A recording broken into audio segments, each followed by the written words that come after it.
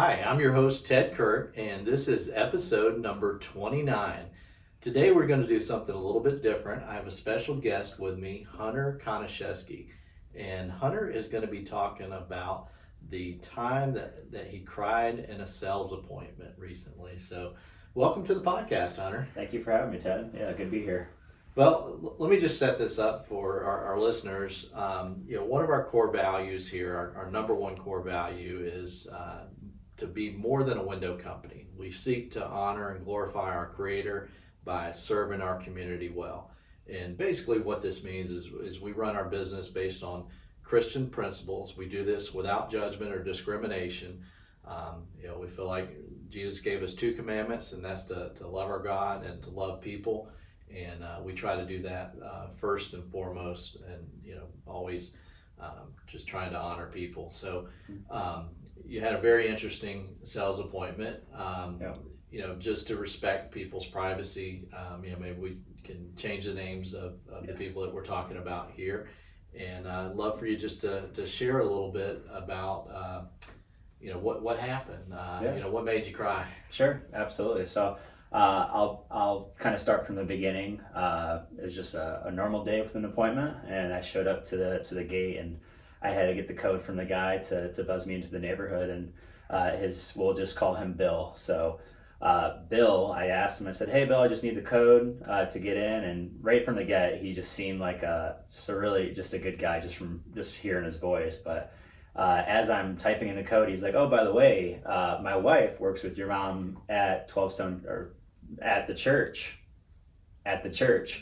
and immediately I was like, "Okay, this is going to be a pretty good appointment because when we have that in common together, we both go to the same church. His wife works for the church, so this was completely random. Super random, yeah. And we have 8 design consultants on the team, and I guess there's not a lot of people out there with the last name Konashevsky. No, that's so he recognized exactly. So yeah, he must have saw the last name on the appointment. All right, cool. Yeah, so pulled up to his house and just started off just explaining a little bit about the windows. But beyond that, we talked majority in the appointment just about life and a little bit about our church and just some weddings coming up. They said their daughter's getting married coming up this June, and I was like, "Oh, that's great." And it was just really great conversations with him overall. And this leads to his wife getting home, the wife that works with my mom at the church, and she sits down at the table, and we're just talking about the windows. But then all of a sudden we stop talking about windows and we go right into talking about the ministry of our church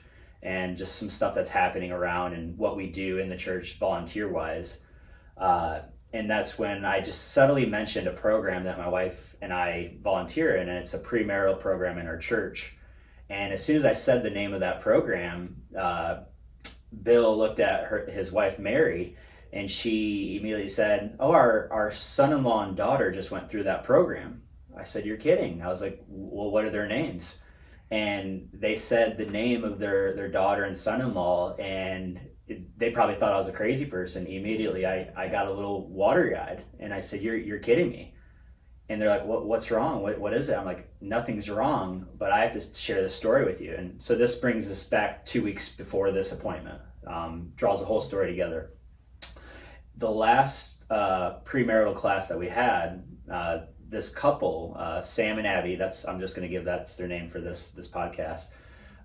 We went around the group and we asked the couples if there's anything else we can help answer before we concluded for our last session. And this guy named Sam, he asked this question, he raised his hand, and as he raised his hand, he was kind of, had a little bit of tears in his eyes. So I knew something was on him, something was pressing him to ask this question. He said, "I just want to know how I can go deeper with my faith.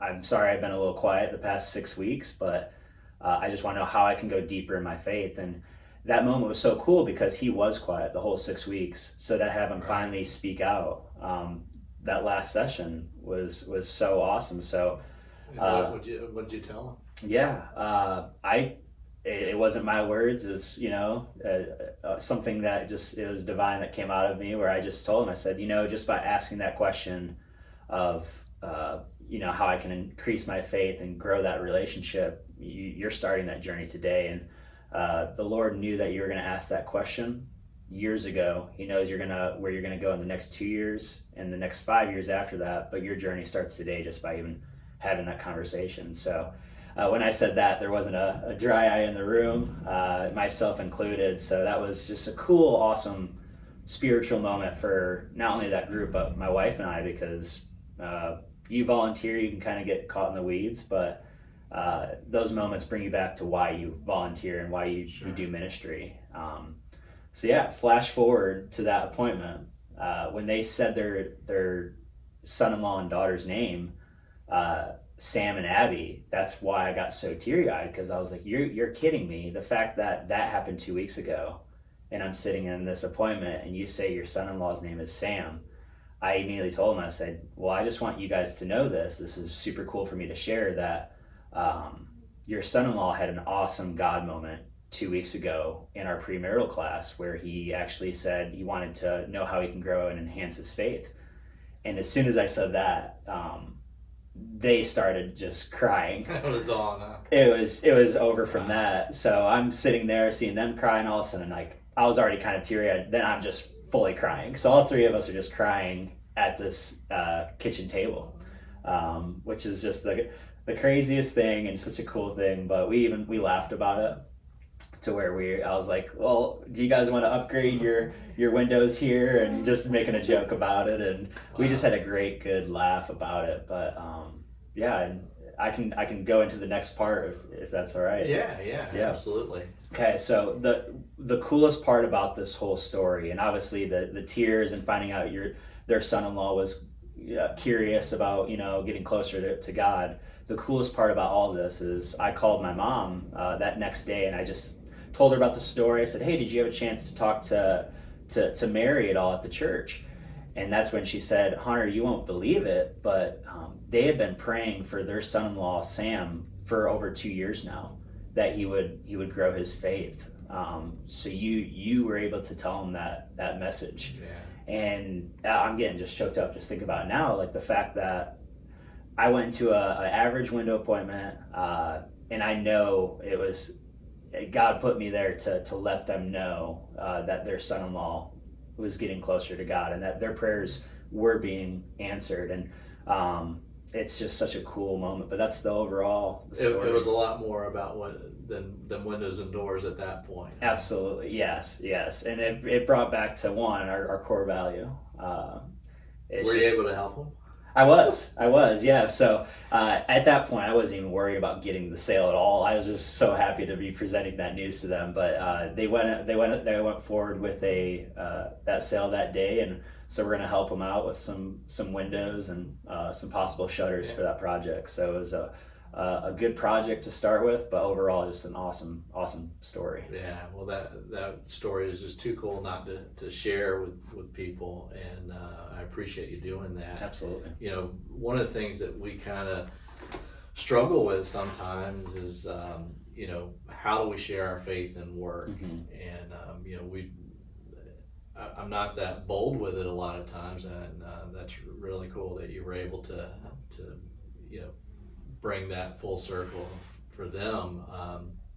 But can you talk a little bit about what kind of brought you to that point? I know you shared with me that you do have a heart for ministry, and maybe that you were meeting with another man that was kind of just kind of mentoring you a little bit on how to incorporate your faith into work. Can you speak to that? Absolutely. So yeah, and that's something I think even before that whole appointment happened, I've been kind of praying about that of how can he use me in my appointments to glorify him and kind of talk ministry to our customers, because you don't want to come overbearing. You don't want to just bring it up randomly. You almost want to just let it happen. And I met with a really great friend and a mentor of mine, and we had coffee, and I asked him, I said, I just want to know, how do you think I can bring God into the everyday workplace without, being overbearing or coming off a little bit strange. And he simply told me, he said, one, just pray about it. And two, if the Lord's willing, he'll let it happen. And sure enough, not even 24 hours later from that coffee appointment, I run that appointment. So all of these things, just happened back to back to back. So Yeah. That's what happened. Yeah. He just simply told me just to pray about it and let it happen. Well, and I think people see a light in you, Hunter. And, how long have you been a sales rep with us, a design consultant? I started in December, so less than 6 months. Yeah. Less than 6 months. You're already one of the top leaders from your sales volume.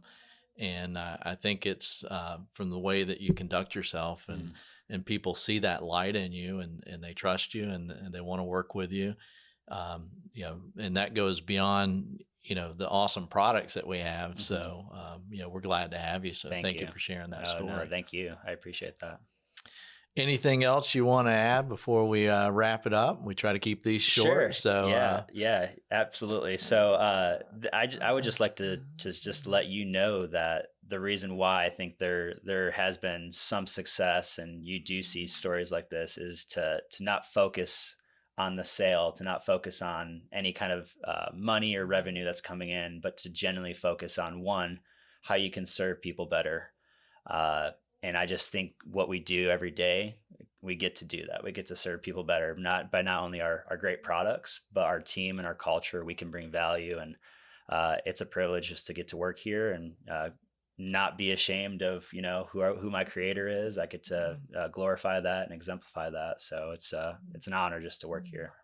Well, it's an honor for us to have you. Thank you for sharing. You bet.